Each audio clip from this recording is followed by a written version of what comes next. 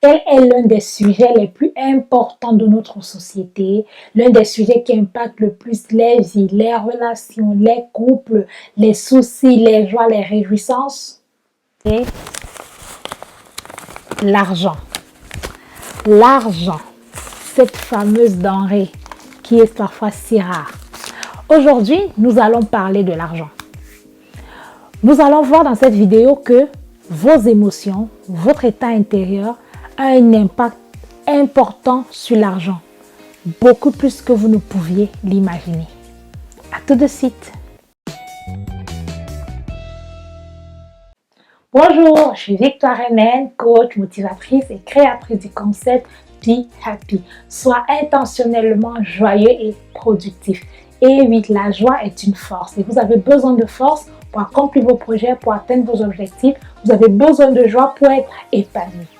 Aujourd'hui, nous allons parler de ce sujet si fameux qu'est l'argent.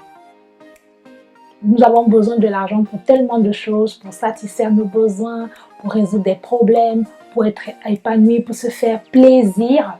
Mais beaucoup de personnes ne font pas le lien entre l'argent et leurs émotions, l'argent et leur état d'être intérieur. Dans une vidéo, je vous avais déjà expliqué c'est quoi en fait être une personne joyeuse. Lorsque je parle d'une personne joyeuse, je ne parle pas d'une personne qui est dans l'euphorie, qui rit aux éclats forcément tout le temps. Non. Une personne joyeuse, la vraie joie, c'est une personne qui est heureuse à l'intérieur, qui a le cœur en paix, qui est épanouie, qui est stable, qui est équilibrée. C'est ça en fait une personne joyeuse, une personne heureuse. Ok? Alors, quel est donc le lien entre cet état d'être intérieur et l'argent que nous utilisons au quotidien? Premièrement, nous nous rendons compte que lorsque nous sommes joyeux, nous gérons mieux nos finances. Ça paraît bête, n'est-ce pas? Mais regardez. Est-ce qu'il vous est déjà arrivé d'être en colère ou d'être trop triste ou de vous sentir tellement mal dans votre peau et vous vous retrouvez à faire des dépenses que vous n'aviez pas prévues? Comment cela s'explique-t-il? De manière psychologique, l'autre cerveau a tendance, lorsqu'il est dans un état de tristesse, lorsqu'il est dans un état de douleur, de chercher un apaisement. Il cherche une source de plaisir qui va venir compenser l'état négatif de notre être intérieur. Et donc, l'une de ces manifestations peut être de vous pousser à aller faire beaucoup de dépenses à la recherche d'une sorte de joie, de plaisir, pour atténuer la douleur ou la tristesse ou la colère que vous ressentez à l'intérieur. Donc à ce niveau, la dépense devient un peu comme lorsqu'une personne souffre de boulimie. Quand elle est trop anxieuse, elle est triste, elle est abattue, elle va manger afin d'avoir une sorte de plaisir qui va calmer ses émotions. Donc dans ce cas, c'est pareil. Vous êtes mal dans votre peau et tout et vous commencez à aller faire des dépenses dans le but de trouver une sorte de joie, dans le but de compenser. Mais à la fin, on retourne au même problème que lorsqu'on est boulimique. Une fois qu'on a fini de manger, une fois qu'on a fini de dépenser, on se rend compte finalement que ça n'a rien changé à la situation et le même problème est là. Et pour dire encore, la plupart des temps, cela entraîne même une culpabilité. Et on se dit, mais pourquoi j'ai mangé encore tous ces trucs que je sais que c'est pas bien? Et c'est comme ça qu'on va se dire, mais pourquoi j'ai fait cette dépense alors que je savais que c'était stupide ou alors je savais que je n'en avais pas forcément besoin ce mois ou je savais très bien que je n'aurais pas dû, mais juste parce qu'on est sur un coup de tête, on allait le faire. Un autre cas de figure. Lorsqu'on n'est pas bien à l'intérieur, lorsqu'on est mal, notre capacité de juger, notre analyse est biaisée. Regardez. Lorsque vous avez le cœur tranquille en paix, vous êtes plus raisonnable. C'est-à-dire lorsque vous avez des propositions. Quand j'appelle proposition, c'est quoi? C'est des incitations à la dépense. Que ce soit par la publicité, que ce soit par votre regard. Vous avez vu un truc qui vous plaît. Ah ouais, j'aimerais bien avoir ça. Mais très vite, vous allez réfléchir et dire non, mon budget ce mois ne me le permet pas. J'ai telle chose qui est prioritaire et tout. Ça, c'est quand on est bien équilibré. Mais lorsqu'on est mal dans sa peau, on est plus faible à être raisonnable. On est beaucoup moins rationnel. Et on a plus tendance à agir par l'émotion. Alors, ce qui se passe, c'est que lorsqu'on a donc des appels, des incitations à la dépense, on est plus en même d'y céder. Parce qu'on n'a pas envie de faire l'effort émotionnel ou intellectuelle de réfléchir pour peser le pour et le contre. Pourquoi? Parce qu'à l'intérieur de soi, on n'est pas bien du tout. Il y a un troisième cas de figure. Le troisième cas de figure, c'est on dépense pour se faire mal. Il arrive des fois où des personnes, peut-être vous l'avez déjà vécu, ou voilà, ça arrive des cas où on se sent tellement mal en soi. Ça, c'est souvent lorsqu'on souffre de culpabilité, de remords, de regrets. On se sent tellement mal en soi qu'on veut se punir. Vous voyez, je ne sais pas si ça vous est déjà arrivé. Mais moi, je sais qu'il m'est arrivé à une époque où je souffrais de culpabilité chronique, si je puis dire. Voilà, d'en arriver au point de vouloir vraiment me punir, de chercher quelque chose qui va me faire mal. Parce que je me disais, mais non, tu n'aurais pas dû faire ça. Tu mérites une sorte de condamnation. Alors, ce qu'on fait souvent, c'est qu'on va quasiment faire volontairement des choses qu'on sait qu'elles nous nuisent. Et parmi ces choses, ça peut être de dépenser de manière inconsidérée. Vous savez très bien que là où je vais dépenser, là, ça va me poser problème dans mon budget. Ça va me pénaliser. Mais comme vous êtes en quête d'une sorte de jugement, une sorte de sentence, comme pour peser la condamnation qui pèse dans votre cœur, qui pèse dans votre conscience, vous partez libéralement, délibérément, faire cette dépense dans le but de vous punir et peut-être d'apaiser votre conscience. Mais le piège dans tout ça, c'est quoi? C'est que ces choses ne marchent jamais.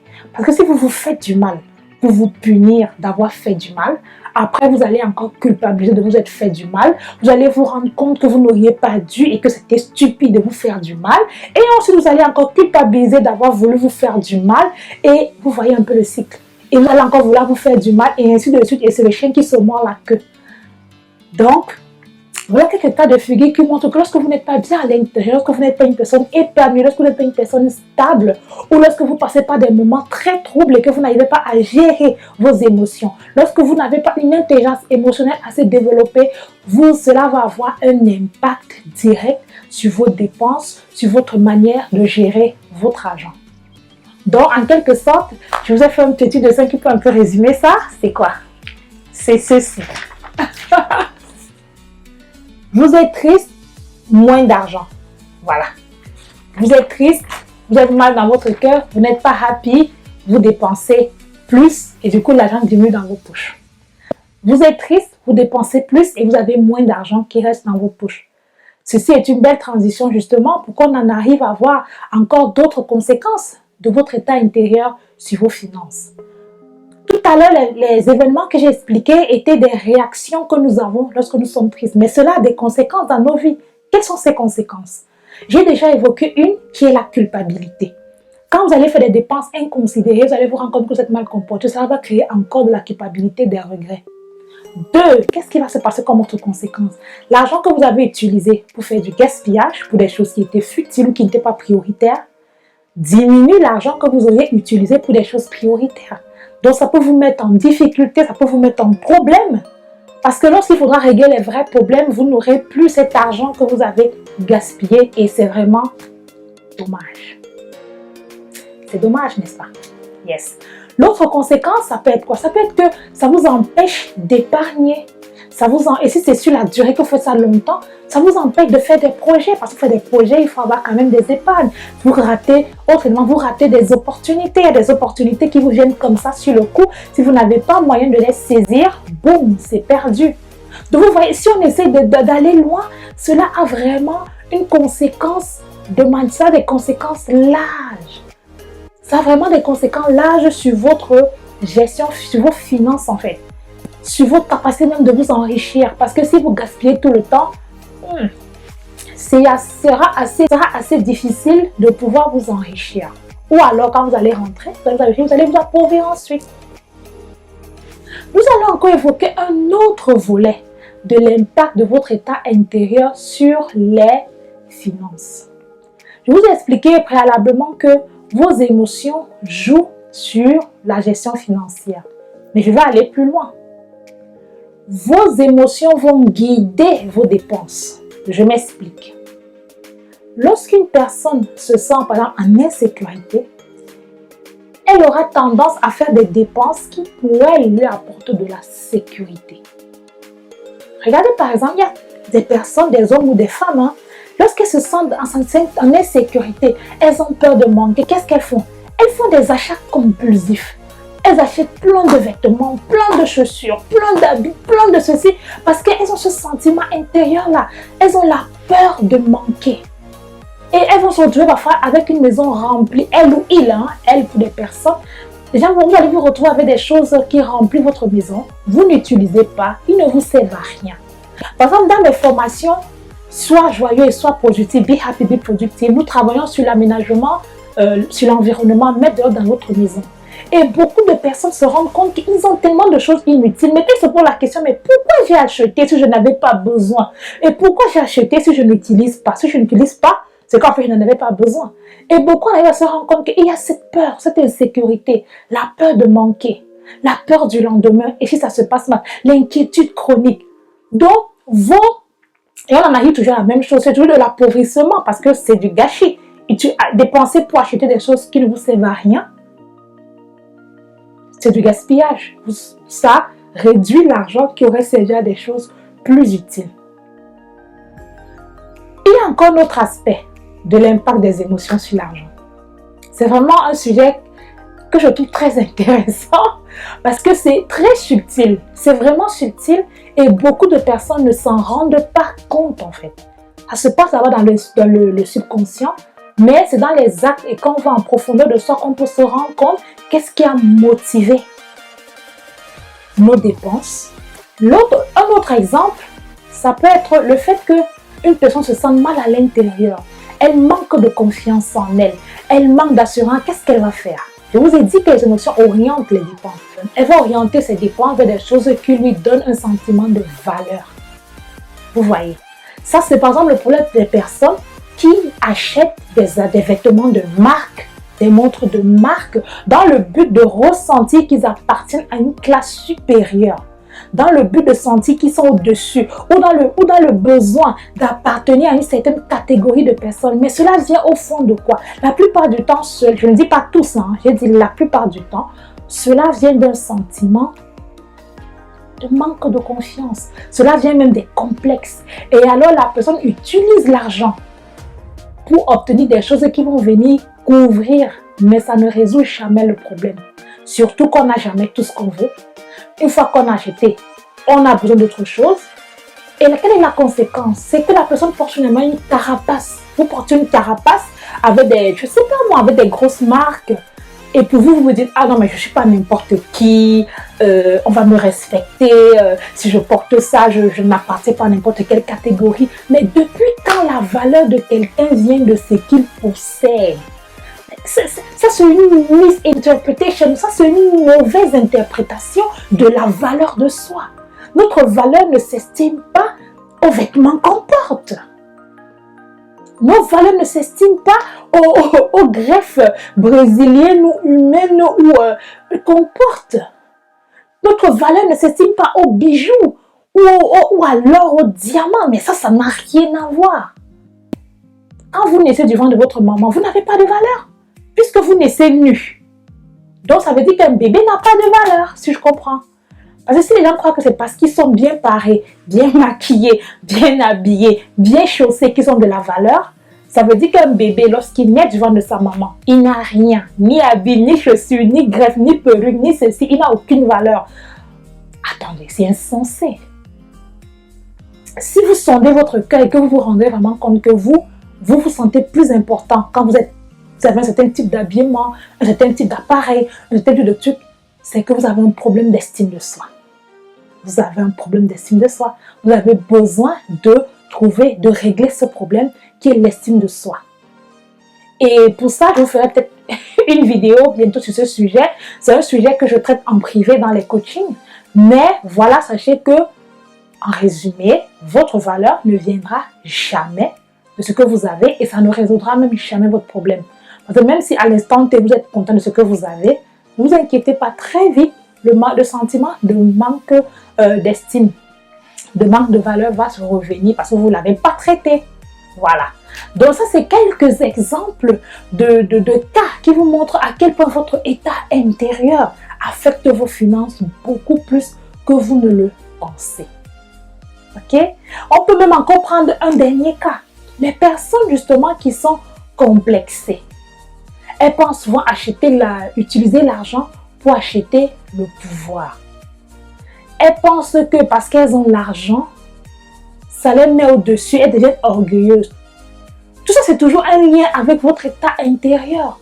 Pourquoi? Parce que si vous êtes bien à l'intérieur, une personne qui est vraiment joyeuse, qui est épanouie, qui a la paix, qui est vraiment bien à l'intérieur, n'a pas besoin d'écraser les gens, n'a pas besoin de dominer les gens, n'a pas besoin de mépriser les gens. Parce que les gens qui font ça, c'est les gens qui se sentent mal à l'intérieur. Ils ont besoin d'écraser les autres pour résister. Non, mais ça veut dire que s'il n'y a pas les autres, toi, tu n'existes pas. Non. Les personnes qui ressentent ce besoin d'écraser, c'est les gens qui ont un problème intérieur. Ce sont des gens qui souffrent de problèmes intérieurs. Ça peut être des problèmes de blessures, de complexes, de manque d'estime de soi. Et pour prouver qu'ils sont importants, ils ont besoin de le prouver par rapport aux autres. Alors que détrompez-vous, votre valeur n'a rien à voir avec les autres. Votre valeur n'est pas déterminée par rapport à vos frères, à vos soeurs, à vos voisins, aux stars que vous voyez à la télévision, à la société. Jamais. Votre valeur, ce n'est pas ça le vrai point de référence pour estimer sa valeur. Donc si, pour vous, le fait par exemple de posséder de l'argent, de pouvoir faire ce que vous avez l'argent, vous donne ce sentiment de supériorité par rapport aux gens, ça veut dire que vous avez un problème. Et que justement, votre état d'être, ce que votre argent fait, ce que vous faites avec votre argent, ne fait que exprimer votre mal-être intérieur et votre mal-être intérieur est en train de vous orienter dans votre façon de dépenser vos sous. Donc, je pense avec ces petits exemples, parce qu'il y en a encore plusieurs autres, vous comprenez que votre état intérieur a un impact beaucoup plus grand que vous ne le croyez sur votre argent. Non seulement sur vos dépenses, mais aussi sur votre enrichissement. Parce que qui dit plus de dépenses, dit moins de rentabilité. Encore que, franchement, c'est un sujet, je pense que je vais faire une deuxième vidéo pour développer d'autres volets de l'impact de vos émotions, de votre état intérieur, de votre niveau de joie sur vos finances. Parce que c'est un sujet qui est vraiment subtil. Alors, nous allons résumer. Plus vous êtes triste et mal à l'intérieur, plus vous dépensez. Et plus vous êtes une personne joyeuse, plus vous allez avoir davantage de finances parce que vous allez mieux gérer, n'étant pas conduit par des émotions négatives. Donc, voilà le petit partage que je voulais faire avec vous aujourd'hui. J'espère qu'il vous aura été intéressant et que vous avez appris des choses. Si vous avez appris des choses, alors partagez la vidéo qui pourra interpeller certaines personnes. Parce qu'il y a des gens qui ne se rendent pas compte qu'ils en souffrent. Donc vraiment, s'il vous plaît, soyez des personnes intentionnellement joyeuses. Il est possible de décider d'être joyeux et de travailler à l'être. Si vous savez quelles sont les clés à appliquer et les principes à mettre sur pied, comment fonctionner, vous pouvez devenir une personne joyeuse. Et vous allez vous rendre compte que votre gestion financière, vos finances, vos poches, vos comptes en banque vont s'emporter nettement mieux et ils vont vous remercier. Merci d'avoir suivi cette vidéo, likez la vidéo, partagez-la et surtout, abonnez-vous, cliquez sur abonner et la cloche d'à côté, toutes pour recevoir les notifications pour toutes les vidéos qui seront mises en ligne. Alors, être une personne productive est à votre portée. Être une personne joyeuse est à votre portée. La seule chose qui vous en sépare, c'est votre décision. Soyez intentionnellement joyeux, soyez intentionnellement productif. Be happy.